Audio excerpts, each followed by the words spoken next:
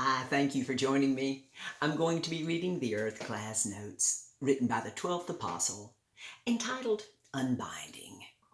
Remember that unbinding is a process, whereas unbind is an act. There is so much for us to learn from the great lives of noted people in the past, as well as what people are experiencing in the fast-changing present. When our lives here and this very temporary experience has passed into history, our witness for God will be one of the most sought after classes in the future by all who have access to them. We can easily unbind ourselves from any supposed guilt and remorse concerning things we have done in the past. This unbinding should be easily attended to whenever the need presents itself. Now, all of the angels, who never forget anything, have great joy in observing our life here. And you know that we will always remember the things we set in motion and accomplish that others in the future can enjoy. But what is sad to see is the number of people who know so little about Jesus the Christ, with many even thinking he was God and even subjecting themselves to all of those limitations.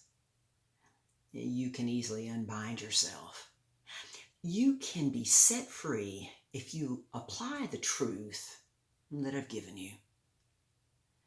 May we compare two mighty former witnesses for God, with both of their purposes being most unique, with the unbinding of their souls taking place near the end of their lives, with their experiences ending in similar ways.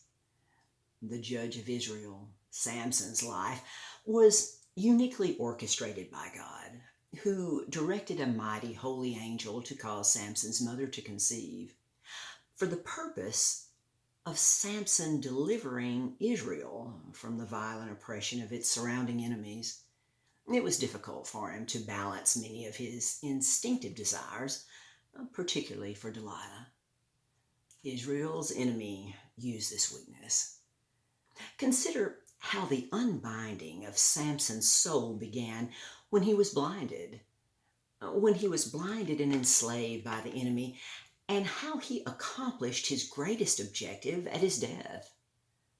As Samson then saw an opportunity to unbind his spirit body from his terribly damaged physical body in a way that would fulfill his purpose and bring glory to God at the same time.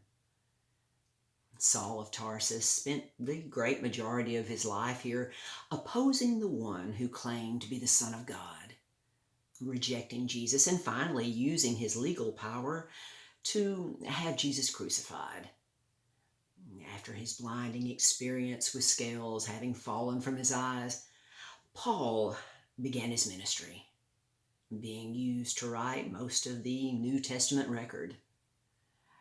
Similar to Samson, the consequences of Paul's choices bore heavy on his physical body, to the extent that he was ready to be beheaded, whereupon the unbinding of Paul's soul began and is continued through our witness for God. My conclusion from the writings of the 12th Apostle: may we look into the mirror and see the unbinding of everything that seeks to hinder us, and only then will we stand in victory.